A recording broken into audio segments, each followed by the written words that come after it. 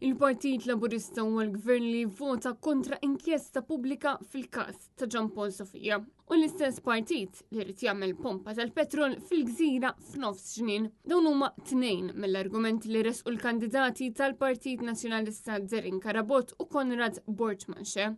Waqt dibattitu organizzat mill-Awtorità tax-Xandir fejn Jonathan Attard ftaħar li hu gburi li kien Ministru tas-Settur tal-Kostruzzjoni. Traġedji umani bħal maġraw ta' John Paul Sofia nisbaljaw jekk ninsew ma nitalmux minna. Bħal ġara l-Mirjam Paċ. Nisbaljaw jekk ninsew dak li għaddew minnhom il-familji. Derin Karabot staqsa kif Jonathan Attard jista' jgħid li n-nies għandhom moħħhom mistrieħ meta sa din il-ġimgħa stess numru ta' residenti minn Naxxar spiċċaw evakwati. Spiega li residenti tan Naxxar. Spiega li residenti tan Naxxar illi illum, però meta saru l-ewwel rapporti, Ministru? Meta saru l-ewwel rapporti? Saru aktar minn sentejn ilu l-ewwel rapporti fuq dak is-sit. Minnaħa tagħhom Mirjam Dalli u Jonathan Attard komplew bin-negattività dwar il-proġett tal-Mediterranean Maritime Fuel Hub. Petrol station f'nofs il-Mediterran. Iżda pront Konrad Borġmanxe fakkar f'min verament rrid pompa tal-petrol. Hawnhekk għandna tnejn minn nies, sinjuri. Wieħed kien l-avukat tal-Marina għall-interessi fit-interessi tal-Marina u l-ora kienet il-Ministru li ġiet għandi bil-heads kollha semmejt inti ħanwieġeb.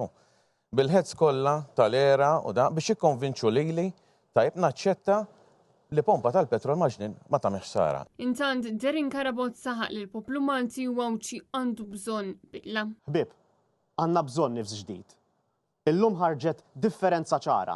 Ħadd ieħor iffukat illi jsemmi personalment lilna u kollegi tagħna li mhux qegħdin hawn, ma ġara xejn, ħallihom. Aħna niffukaw fuq il-ġid tal-poplu Malti u rejna d-differenza. U rejna illi iva ħadd ieħor fl-2013 kien jgħid tista' ma taqbilx magħna imma tista' taħdem magħna. Konrad huwa riżultat ta' kemm ħadmu miegħu. Differenza għal Gvern Laburista li ma ħoloq l-ebda niċċa ekonomika ġdida. Inti li qed tisma'na tista' f'dawn it-13-il sena issemmilna niċċa ekonomika waħda illi ħoloq Gvern Laburista. Waħda mit-temi ta' din id-dibattitu kienet is-saħħa fejn Mirjam Dalli kellha twieġeb dwar il-viżjoni tal-Partit Laburista għas-saħħa mentali, xi ħaġa li hi naqset milli tagħmel. Issolvi l-problema tal-waiting lists. Li inti semmejt li punt importanti, is-saħħa mentali.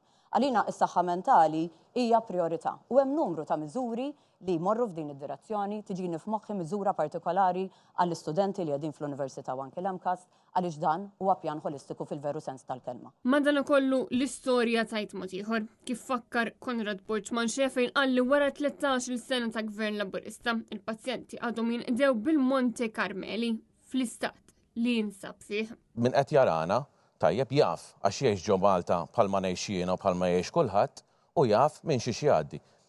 Jiġifieri hemmhekk irridu nafsu il-prekawzjoni biex ma jkollniex għalfejn nersqu ġodaw l-istituzzjonijiet mentali, nista' nsemmi anki Monte Carmeli.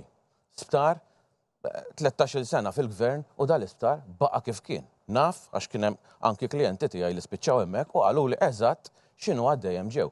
Meta ħanamlu għad il-qabża l-qoddim. Dam differenza għal Partit Nazzjonalista li qed wieħed sptar fit-Tramuntana, trasformazzjoni fil-Pawl Hub, il-bini ta' sptar ġdid f'Għawdex u investiment fin-National Health Park.